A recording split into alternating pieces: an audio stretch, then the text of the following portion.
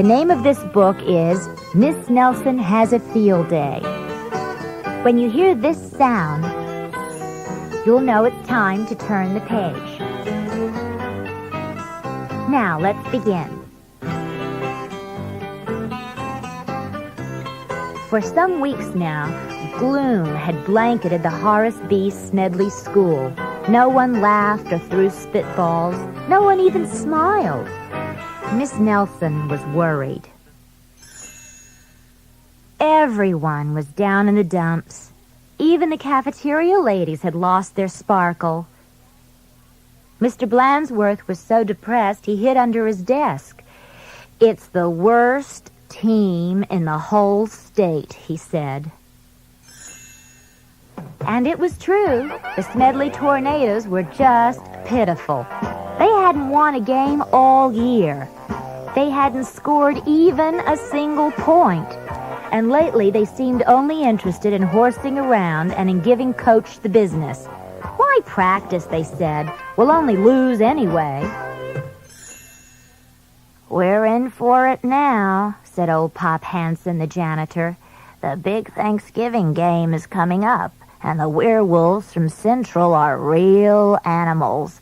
They'll make mincemeat out of our team." "What's to be done?" said Miss Nelson. "We need a real expert," said Pop. That afternoon, while Miss Nelson was grading papers, she heard wild laughter that was coming from the teacher's lounge.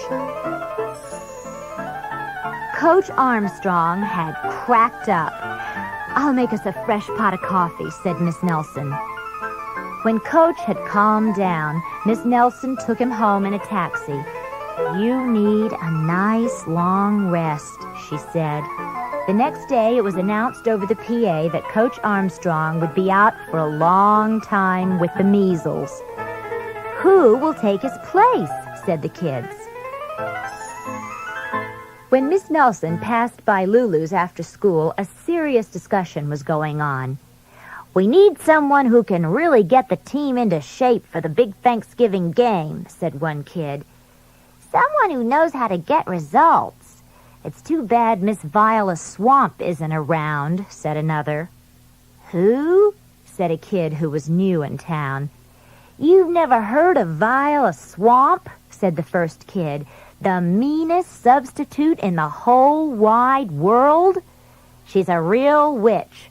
She'd have no trouble getting results."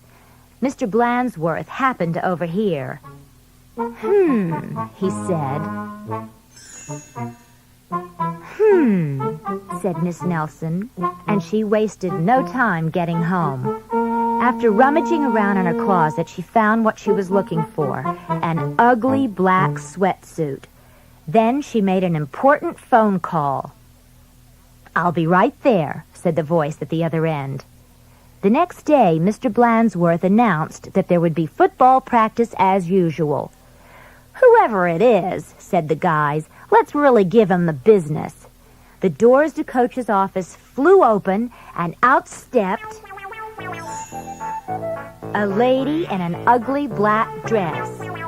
"My name is Viola Swamp," said the lady, "and I am here to get results." "It's Blandsworth," cried the guys, and they laughed him off the field. "Oh, rats," said Blandsworth. "How could they tell?" Just then, the guys heard the sound of squeaky tennis shoes. "I am Coach Swamp," said the lady in the black sweatsuit. "Holy smoke," cried the team. "The Swamp!" The team's fullback tried to pussyfoot away. "Not so fast, Mr. Smarty," said Coach Swamp. "Wow," said one of the guys. "Did you see that tackle?" Coach Swamp was a real expert. She put the team to work right away. The guys had never done so many leg raises. "More," said Coach Swamp. They had never run so fast. "Faster," yelled Coach Swamp. "This is murder," said the guys. "Pipe down," said Coach Swamp. In only a matter of days, the Smedley Tornadoes were looking better. Coach Swamp really gave them the business. Mr. Blandsworth was a little puzzled, however. "Who is that Miss Swamp?" he said. "Maybe Miss Nelson knows. I'll go ask." Miss Nelson was busy grading papers when Blandsworth looked in. "I don't want to disturb her," said Blandsworth. "She probably doesn't know anyway." Down on the field, Coach Swamp was having a little talk with the team. "And don't ever think you can horse around again," she said, "because the swamp will be watching." When Coach Armstrong returned after his rest, he was very surprised by what he found. The guys played like a real team. "How'd this happen?" said Coach Armstrong. Said the guys. On Thanksgiving Day, the Tornadoes clobbered the Werewolves 77-3.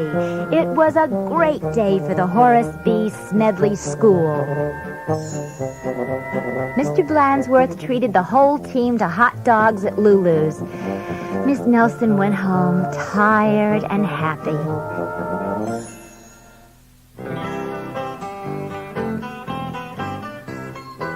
"Sometimes you just have to get tough," she told her sister Barbara. "And by the way, thanks for filling in for me." "Anytime," said Barbara. "Anytime."